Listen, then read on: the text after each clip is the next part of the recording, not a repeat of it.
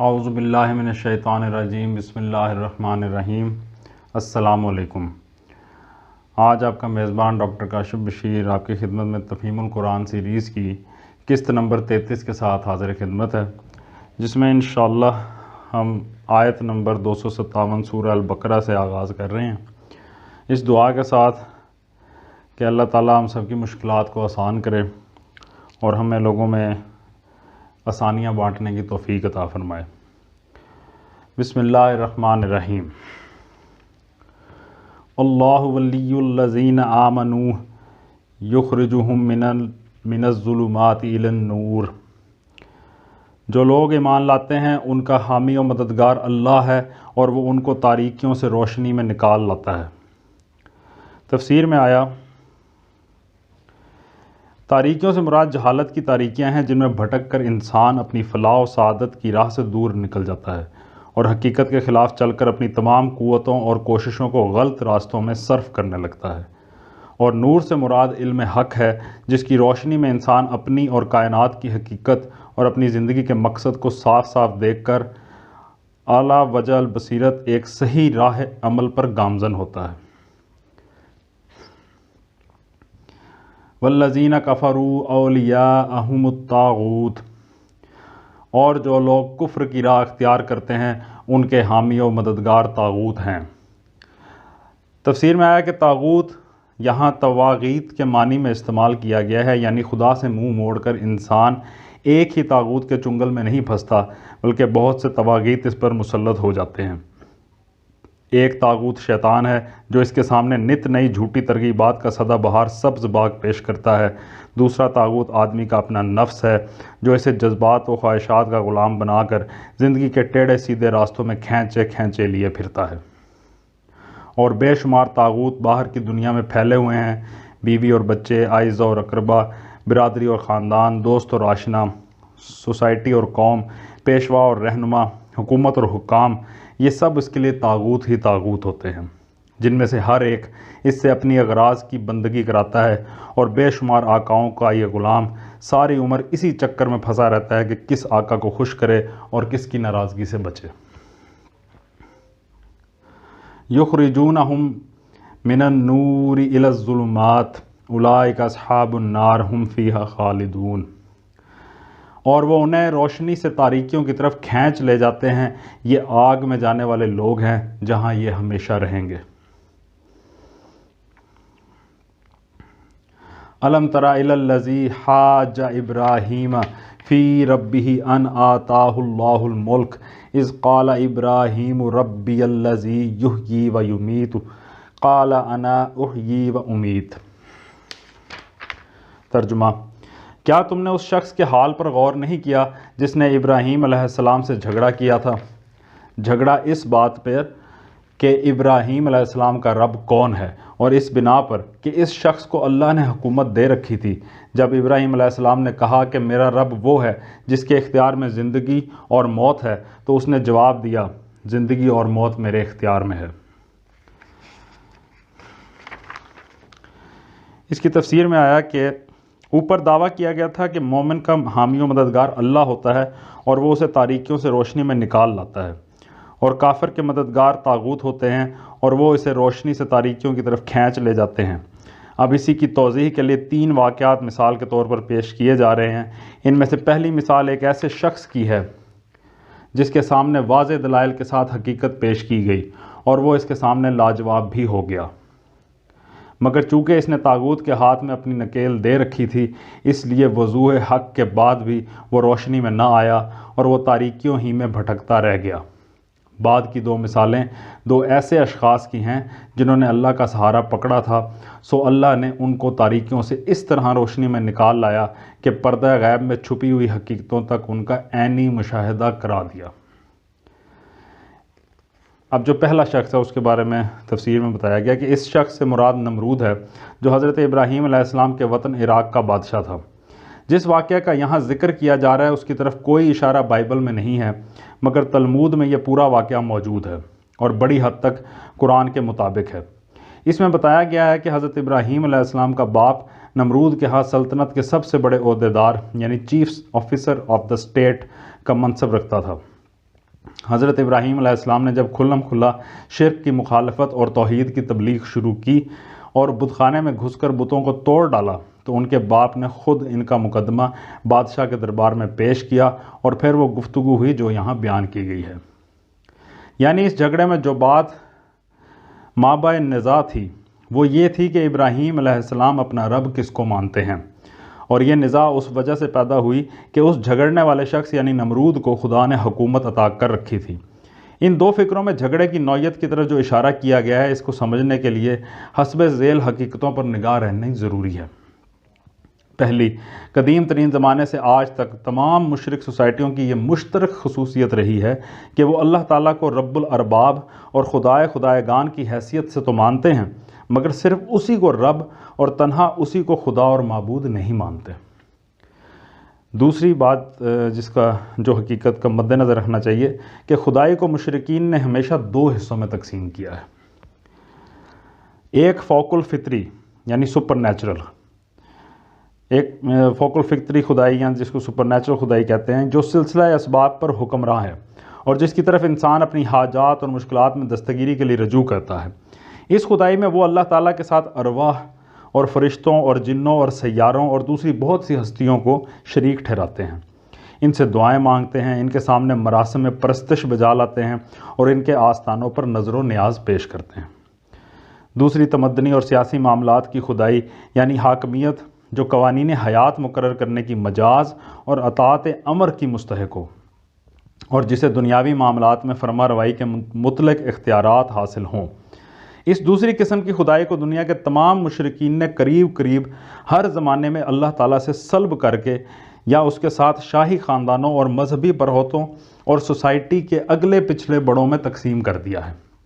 اکثر شاہی خاندان اسی دوسری معنی میں خدائی کے مدعی ہوئے ہیں اور اسے مستحکم کرنے کے لیے انہوں نے بالعموم پہلے ماننے والے خداؤں کی اولاد ہونے کا دعویٰ کیا ہے، اور مذہبی طبقے اس معاملے میں ان کے ساتھ شریک سازش رہے ہیں۔ تیسری حقیقت، نمرود کا دعویٰ خدائی بھی اسی دوسری قسم کا تھا۔ وہ اللہ تعالیٰ کے وجود کا منکر نہ تھا، اس کا دعویٰ یہ نہیں تھا کہ زمین و آسمان کا خالق اور کائنات کا مدبر وہ خود ہے، اس کا کہنا یہ نہیں تھا کہ اسباب عالم کے پورے سلسلے پر اسی کی حکومت چل رہی ہے،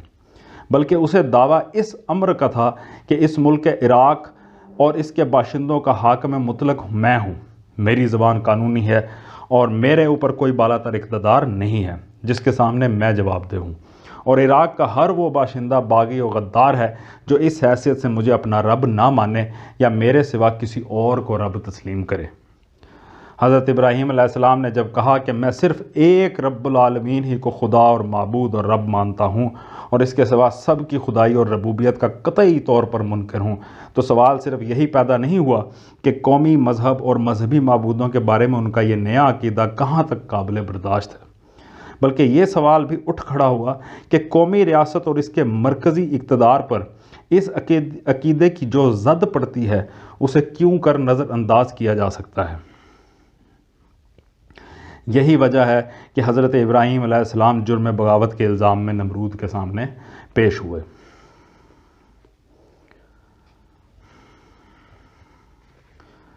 قال ابراہیم فإن اللہ یأتی بالشمس من المشرق فات بها من المغرب فبہت الذی کفر۔ ابراہیم علیہ السلام نے کہا، اچھا اللہ سورج کو مشرق سے نکالتا ہے، تو ذرا اسے مغرب سے نکال۔ یہ سن کر وہ منکر حق ششدر رہ گیا۔ تفسیر میں آیا کہ اگرچہ حضرت ابراہیم علیہ السلام کے پہلے فکرے ہی سے یہ بات واضح ہو چکی تھی کہ رب اللہ کے سوا کوئی دوسرا نہیں ہو سکتا، تاہم نمرود اس کا جواب ڈھٹائی سے دے گیا، لیکن دوسرے فکرے کے بعد اس کے لیے مزید ڈھٹائی سے کچھ کہنا مشکل ہو گیا۔ وہ خود بھی جانتا تھا کہ آفتاب و ماہتاب اسی خدا کے زیر فرمان ہے جس کو ابراہیم علیہ السلام نے رب مانا ہے، پھر وہ کہتا تو آخر کیا کہتا؟ مگر اس طرح جو حقیقت اس کے سامنے بے نقاب ہو رہی تھی، اس کو تسلیم کر لینے کے معنی اپنی مطلق العنان فرما روائی سے دستبردار ہو جانے کے تھے، جس کے لیے اس کے نفس کا طاغوت تیار نہ تھا، لہٰذا وہ صرف ششدر ہی ہو کر رہ گیا، خود پرستی کی تاریکی سے نکل کر حق پرستی کی روشنی میں نہ گیا۔ اگر اس طاغوت کے بجائے اس نے خدا کو اپنا ولی و مددگار بنایا ہوتا تو اس کے لیے حضرت ابراہیم علیہ السلام کی اس تبلیغ کے بعد راہ راست کھل جاتی۔ تلمود کا بیان ہے کہ اس کے بعد اس بادشاہ کے حکم سے حضرت ابراہیم علیہ السلام قید کر دیے گئے، 10 روز تک وہ جیل میں رہے۔ پھر بادشاہ کی کونسل نے ان کو زندہ جلانے کا فیصلہ کیا اور ان کے آگ میں پھینکے جانے کا وہ واقعہ پیش آیا جو سورہ انبیاء رکوع نمبر 5، سورہ العنکبوت رکوع نمبر 2 اور 3 اور سورہ صافات کے رکوع نمبر 4 میں بیان ہوا ہے۔ واللہ لا یہدی القوم الظالمین، مگر اللہ ظالموں کو راہ راست نہیں دکھایا کرتا۔ او کالذی مر علی قریۃ وہی خاویۃ علی عروشہا، ترجمہ، یا پھر مثال کے طور پر اس شخص کو دیکھو جس کا گزر ایک ایسی بستی پر ہوا جو اپنی چھتوں پر اوندھی گری پڑی تھی۔ تفسیر میں آیا کہ یہ ایک غیر ضروری بحث ہے کہ وہ شخص کون تھا اور وہ بستی کون سی تھی۔ اصل مدعا جس کے لیے یہاں یہ ذکر لایا گیا ہے صرف یہ بتانا ہے کہ جس نے اللہ کو اپنا ولی بنایا تھا اسے اللہ نے کس طرح روشنی عطا کی۔ شخص اور مقام دونوں کی تعین کا نہ ہمارے پاس کوئی ذریعہ ہے نہ اس کا کوئی فائدہ، البتہ بعد کے بیان سے یہ ظاہر ہوتا ہے کہ جن صاحب کا یہ ذکر ہے وہ ضرور کوئی نبی ہوں گے۔ قال انا یحیی ھذہ اللہ بعد موتہا، اس نے کہا یہ آبادی جو ہلاک ہو چکی ہے اسے اللہ کس طرح دوبارہ زندگی بخشے گا۔ تفسیر میں آیا کہ اس سوال کے یہ معنی نہیں ہے کہ وہ بزرگ حیات بعد الموت کے منکر تھے یا انہیں اس میں شک تھا، بلکہ دراصل وہ حقیقت کا عینی مشاہدہ چاہتے تھے جیسا کہ انبیاء کو کرایا جاتا رہا ہے۔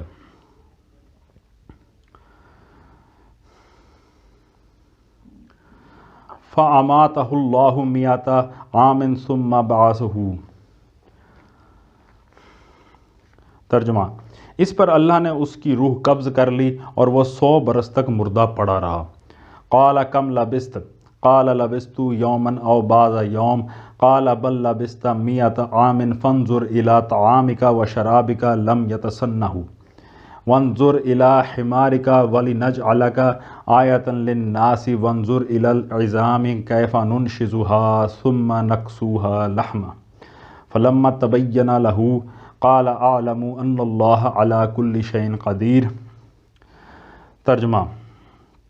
پھر اللہ نے اسے دوبارہ زندگی بخشی اور اس سے پوچھا بتاؤ کتنی مدت پڑے رہے ہو؟ اس نے کہا 1 دن یا چند گھنٹے رہا ہوں گا۔ فرمایا تم پر 100 برس اسی حالت میں گزر چکے ہیں، اب ذرا اپنے کھانے اور پانی کو دیکھو کہ اس میں ذرا تغیر نہیں آیا ہے، دوسری طرف ذرا اپنے گدھے کو بھی دیکھو کہ اس کا پنجر تک بوسیدہ ہو رہا ہے، اور یہ ہم نے اس لیے کیا ہے کہ ہم تمہیں لوگوں کے لیے ایک نشانی بنا دینا چاہتے ہیں۔ پھر دیکھو کہ ہڈیوں کے اس پنجر کو ہم کس طرح اٹھا کر گوشت پوشت اس پر چڑھاتے ہیں۔ اس طرح جب حقیقت اس کے سامنے بالکل نمایاں ہو گئی تو اس نے کہا میں جانتا ہوں کہ اللہ ہر چیز پر قدرت رکھتا ہے۔ تفسیر میں اس کا بارے میں صرف اتنا بیان کیا ہے کہ ایک ایسے شخص کا زندہ پلٹ کر آنا جسے دنیا 100 برس پہلے مردہ سمجھ چکی تھی خود اس کو اپنے ہم عصروں میں ایک جیتی جاگتی نشانی بنا دینے کے لیے کافی تھا۔ صدق اللہ العلی العظیم۔ الحمدللہ، اللہ تعالیٰ کا لاکھ لاکھ شکر ہے، آج ہم نے سورہ البقرہ کی آیت نمبر 259 تک کا ترجمہ اور تفسیر پہ غور کرنے کی کوشش کی ہے۔ اللہ تعالیٰ ہمیں اس بنیادی کانسیپٹ کو کہ حیات بعد الموت کو سمجھنے کی توفیق دے، اس پر ہمارا ایمان مضبوط کرنے کی توفیق عطا فرمائے۔ اسی دعا کے ساتھ آپ لوگوں کا بہت بہت شکریہ، اپنا بہت بہت خیال رکھیں، اللہ حافظ۔